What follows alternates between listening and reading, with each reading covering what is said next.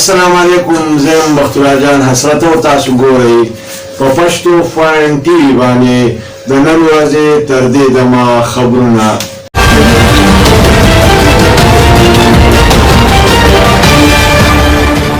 ټول اول سر خبرونه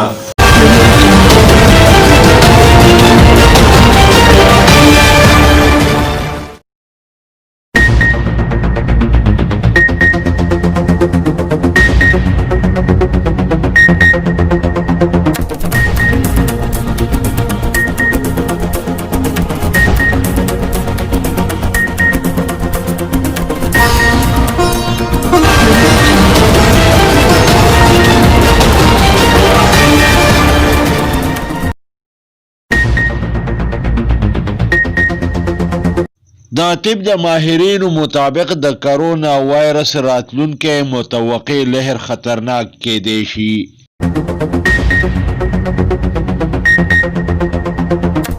پیډیم په کراچۍ کې د حکومت خلاف یو بل کامیابه پاور شو وکړه.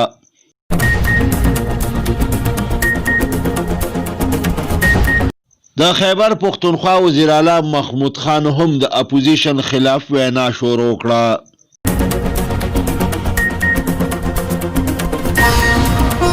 اسد قیصر د ثوابۍ په کوټه کې د ویمن کالج افتتاح وکړه.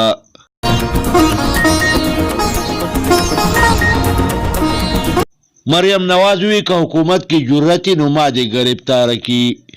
کیپټن صفدر د کراچۍ نه گرفتار کړی شو، عدالت په ضمانت باندې پرېښود. بلاول د کیپټن صفدر د گرفتاری مذمت وکړ.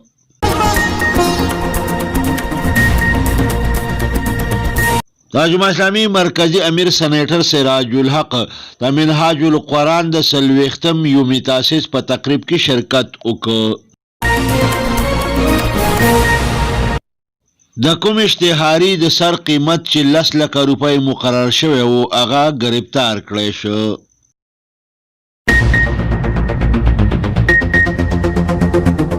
پی ټی ای د ټیک ټاک نه پابندي ختمه کړه.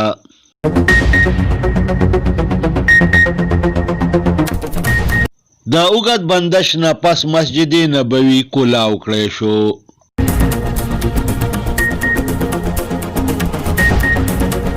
په ټي 20 کرکټ کې شعیب ملک د 300 چکو د لګولو ریکارډ جوړ کړ.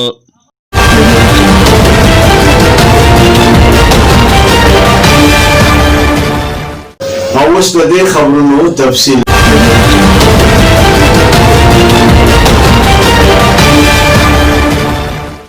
د طب د ماهرینو د وینا مطابق د کرونا وایرس راتلونکی لهر انتهایی خطرناک ثابتېدی شي. د اطلاعاتو مطابق د طب ماهرینو دا خدشه ظاهره کړې ده چې داسې ښکاري چې د کرونا وایرس راتلونکی لهر به ډېر زیات خطرناک او مهلک وي. پی ډی ایم په کراچۍ کې د حکومت خلاف یو بله کامیابه پاور شو وکړه. د کراچۍ جلسه عام ته د اپوزیشن مشرانو په خپله وینا کې وویل چې د حکومت بنیادونه خوځېدلي دي. جلسه عام ته د پی ډی ایم صدر مولانا فضل الرحمن وویل چې ادارې دې په خپلو آییني حدونو کې اوسیږي. د مسلم لیگ نون مریم نواز وی چې وزیر اعظم دې موږ له دمکۍ نه راکوي، موږ د چا د دمکو نه په روب کې نه راځو. د پیپلز پارټۍ بلاول بټو زرداری وی چې امیران پاتې نشو نو لا کټپټلی وزیر اعظم څه څیز دی. د کراچۍ جلسه عام ته اختر منگل، محمود خان اچکزی، ساجد میر، امیر حیدر خان هوتی، اویس نورانی، ډاکټر عبدالحمید، محسن داوړ او د اپوزیشن نورو مشرانو وینا وکړه. د خیبر پختونخوا وزیر اعلی محمود خان هم د اپوزیشن خلاف خوله پرانیسته. د وی چې د پوج خلاف په بیان باندې دی محب وطن مسلم لیگیان د میا محمد نواز شریف نه د لا تعلقي اعلان وکي. د زیاته کړه چې د پوج خلاف بیان ورکول د ملک او قام سره د دشمنۍ برابر دي. وزیر اعلی محمود خان د پرایمری هیلث په حواله باندې د اعلی سطحي اجلاس صدارت وکړ. بلې خواته د قومي اسمبلی سپیکر اسد قیصر ویلي دي چې ذخیراندوز د اپوزیشن سره میلاو شو، په دې وجه باندې د سیزونو قلت پیدا شو. د زیاته کړه چې ګرانی ارزي دا ډیر زر به قابو کړی شي. دا خبرې اترې د ثوابۍ د کوټې په مقام باندې د ویمن کالج د افتتاح په دوران کې کړي دي. مریم نواز وی چې حکومت د بلیک میلینګ پریدي که جرأت پکې نو ما دي گرفتار کی. بلې خواته د قائد اعظم د مزار د بے حرمتۍ په الزام کې نن سحر وختي د کراچۍ د یو مقامي هوټل نه ریټایرډ کیپټن صفدر گرفتار کړی شو. عدالت ریټایرډ کیپټن صفدر رها کړ، د ضمانتي منظور کړ. کتونکو تاسو په سکرین باندې په دې تصویر کې وینئ دا وخت ریټایرډ کیپټن صفدر عدالت ته پیش کیږي، د کارکنانو د نارو جواب په لاسونو اوچتولو ورکوي.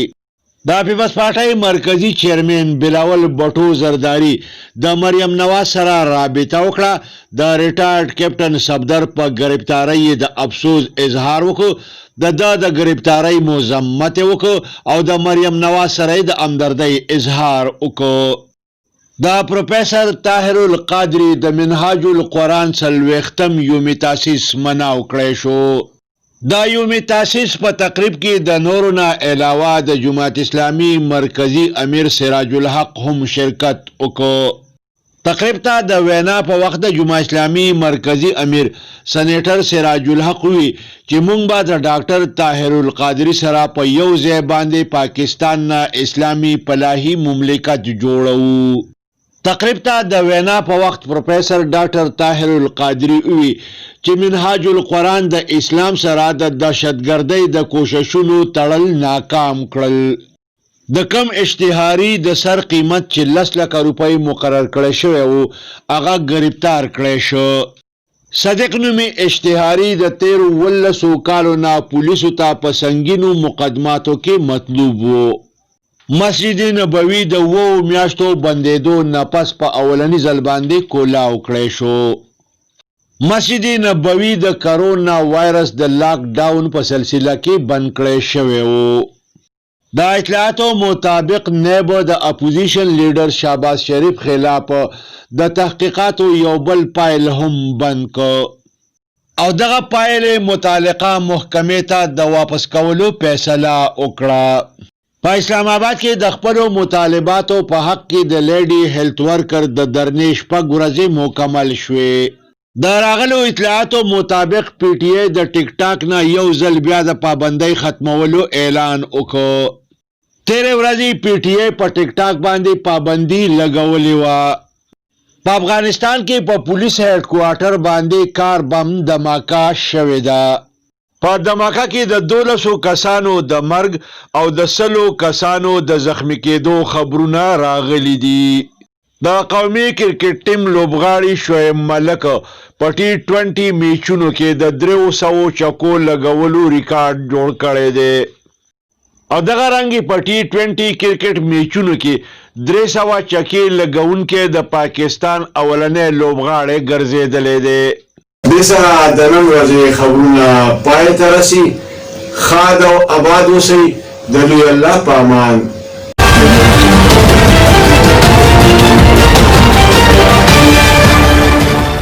کتونکو پښتو فاین ټي وي سبسکرایب کړئ، د ټلۍ په بټن ګوته کړئ او دا رنګې دا خبرونه کتل د خپل ژوند معمول وګرځوئ.